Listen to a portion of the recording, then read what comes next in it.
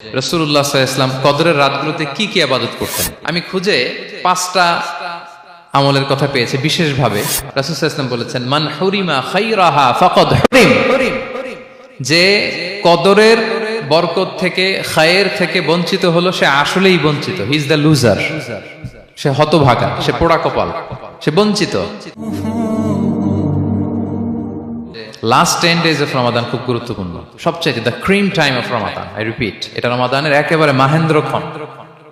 এই 10 দিনের যে কোনো 10 রাতের যে কোনো রাত কদর হয়ে যেতে পারে, বিশেষ করে অড নাইটস গুলো 21, 23, 25, 27 এবং 29, যে কোনো দিন হয়ে যেতে পারে কদর। সো বুদ্ধিমানের কাজ হচ্ছে আমরা যেন রমাদানের শেষ 10 রাতে লাগাতার একইভাবে একই স্পিডে আমরা যেন ইবাদত করি।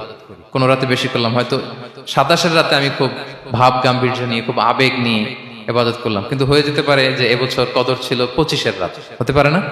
পারে। তো আমরা তো মিস করে ফেললাম। তো আমরা যেন মিস না করি। বুদ্ধিমানের কাজ হবে সমান তালে ইবাদত করা। এবং এটা এত গুরুত্বপূর্ণ, রাসূল সাল্লাল্লাহু আলাইহি ওয়াসাল্লাম এত এমফাসাইজ করে কোন রাতের কথা বলেনি।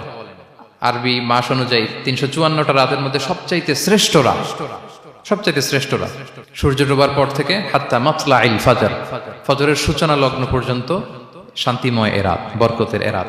রাসূল সাল্লাল্লাহু আলাইহি ওয়াসাল্লাম বলেছেন, মান হুরিমা খায়রাহা ফাকাদ হুরিম, যে কদরের বরকত থেকে খায়ের থেকে বঞ্চিত হলো সে আসলেই বঞ্চিত। হি ইজ দ্য লুজার, সে হতভাগা, সে পোড়া কপাল, সে বঞ্চিত।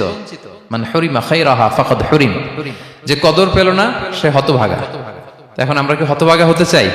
আমরা তো শুরুতে অনেক হোপফুল ছিলাম, এত এত ব্লেসিংস, এত এত বরকত, রহমতের ফলগুধারায় আমরা প্লাবিত হচ্ছি রমাদানে। তা আমরা তো হতভাগা হতে চাই না। তা আমরা যেন এই শেষ 10 দিন এক তালে আন্তরিকতার সাথে ঈমান ও ইহতিসাবা আমরা যেন ইবাদত করি। সম্মানিত ভাই এবং বোনেরা, তাহলে আমরা সৌভাগ্যশীলদের অন্তর্ভুক্ত হতে চাই, হতভাগা হতে চাই না। আমরা এবার একটু শুনবো যে রাসূলুল্লাহ সাল্লাল্লাহু আলাইহি ওয়াসাল্লাম কদরের রাতগুলোতে কি কি ইবাদত করতেন। আমি খুঁজে 5টা আমলের কথা পেয়েছি বিশেষভাবে। কমন যে আমলগুলো সেগুলো তো ছিলই, বিশেষভাবে 5টা কাজ রাসূল সাল্লাল্লাহু আলাইহি ওয়াসাল্লাম এই কদরের রাতে করতেন। 1 নম্বর কাজ হচ্ছে তিনি সারা রাত জেগে ইবাদত করতেন এবং পরিবারের লোকদেরকে ঘুমোতে দিতেন না, উঠিয়ে দিতেন। বছরের অন্য কোনো সময়ে সারা রাত জেগে ইবাদত করার কোনো নজির রাসূল সাল্লাল্লাহু আলাইহি ওয়াসাল্লামের জীবনে ছিল না। সব রাতে ঘুমাতেন।